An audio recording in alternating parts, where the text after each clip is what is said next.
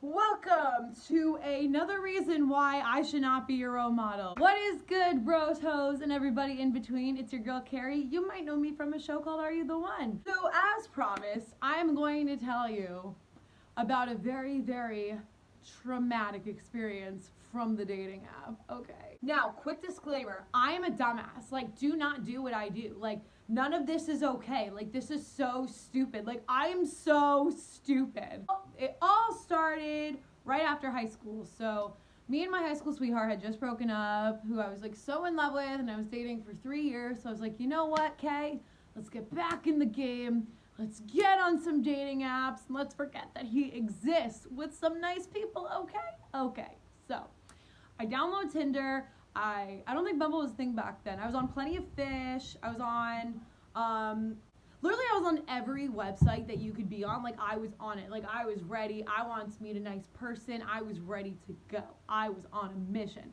So I'm on Tinder, and I'm just, like, swiping people I'm interested in, and, like, all this stuff, and then I go on to, like, look at my matches, and now, like, I'm on a mission, like, don't you forget. So I'm like, I want something fast. I am on mission. I need to get over my high school sweetheart because my heart was hurting, and I just really needed to, like, just a nice juicy rebound, you know, of just some love. So I'm going through my matches and, like, my messages, and this one guy actually seemed, like, really nice. Like, he complimented, like, my eyes or something, and said that I seemed like a genuinely good person. It wasn't something like, oh, hey baby, like, what's your Snapchat? You want to see my penis? Like, it was like something like pretty nice. So I thought, okay, you know, like, out of all my matches, this seems like a really nice guy. I'm really about it. You know, like, he wasn't the most attractive. Like, I wasn't the most attracted to him, but, you know, he just seemed very, like, genuine. He talked about how he loves his family, which is a huge turn on for me. You know, he had a dry sense of humor, and I thought that was really funny because I love people with a good sense of humor. Nothing worse than someone who's super hot but has, like, the personality of a potato. So I was really excited, you know. I'm like, okay, all right, Kay. I'm like, you got this. We're getting back in the game. We're gonna get someone to fall in love with you. You're gonna get over your ex. It's gonna be totally cool. Like, I'm so stupid. I'm so stupid. Okay, like, how come, like, to get over my ex, like, I had to go on Tinder and, like, meet a guy who I thought I was gonna fall in love with rather than, like, get a hobby? Like, I don't know, but okay. So anyway, I ended up messaging him, and we figure we're gonna meet 2 days later. Now, keep in mind, I'm a dumbass because I didn't have his number yet. We only were messaging on the app. I had none of his social media, absolutely nothing, and he had 2 pictures. He had 2 pictures. I had no social media. I only messaged him a few times on the app. Like, every red flag you can think of. And I'm like, oh my God, like, let's do it. What's the worst that can happen? Just wait. Okay. So I drive to his apartment. He gave me his address. just going to a random guy's apartment who I have only seen 2 pictures of and have barely spoken to. Like, awesome. So I meet him at his apartment. And I'm like, hey, like, I'm Carrie, nice to meet you, all that stuff. And he's really quiet, like, he's really shy, really introverted, really to himself. And I'm like, okay, like, I'm so used to that. I feel like I really attract a lot of introverts because I'm so out there that it's just a great balance. And I love me a good introvert. So I'm like, okay, whatever, he's shy, like, I'm about it. And he looked like his pictures, but, like, he definitely looked way better in his pictures. Does that make sense? Yes, no, maybe? Okay. Well, anyway, that was the situation. But I was like, okay, you know, like, whatever. Like, you know, like, I'm not this, like, superficial person. He seems like a really nice guy. Like, I just need a nice guy to, like, get me over my ex. It's cool. So then he's like, okay, whenever you're ready, like, let's go to dinner. And I'm like, oh, okay, like, where are we going? He goes, it's actually surprise, and I'm really excited to take you here. So my dumbass, all right, complete stranger, let me get into a car with you to an unknown location where I have absolutely no control over life or death. Because, like, why not? That sounds fun. So he's driving pretty fast, and like I'm trying to like not be like terrified, but it's like a really like cool kind of like please slow down. It's like oh, but still cool. Like, oh, you're going a little fast. So he's like, oh yeah, I love to drive fast. Like, you don't mind, do you? I'm like, no. Oh my god, I love going fast. It's so fun. Meanwhile, I'm like crying. I'm noticing as we're driving, I hear this like beeping noise, and I'm like, what's that noise? He goes, oh, I have like this radar thing in my car.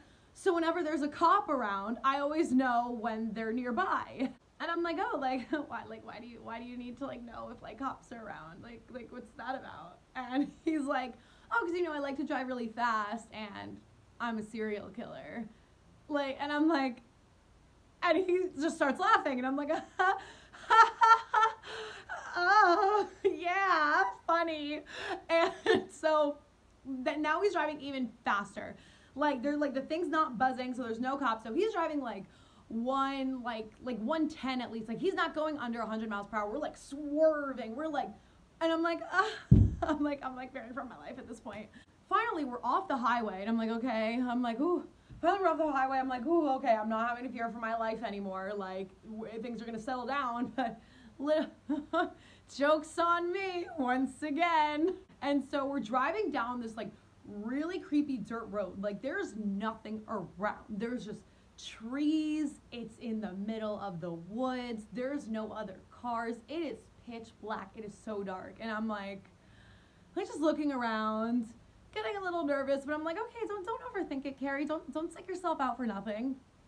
And I look at my phone, and it's almost like he knew what I was doing, because I look at my phone and it says no service. And I'm like, and he goes, oh, do you have no cell service here? And I was like, again, dumbass. I was like, no. And then some like really uncomfortable silence happens. He goes, oh my God, you know what's really funny? And it actually like startles me because I'm just so nervous right now. And I'm like, oh, like what? Like, what's funny? He's like, you're in this car with a complete stranger. No one knows where you are. Your cell phone doesn't work. I could totally murder you right now and get away with it, and nobody would know. Oh my God, you're so right. That is so funny. And I'm just like crying. I'm like, yeah.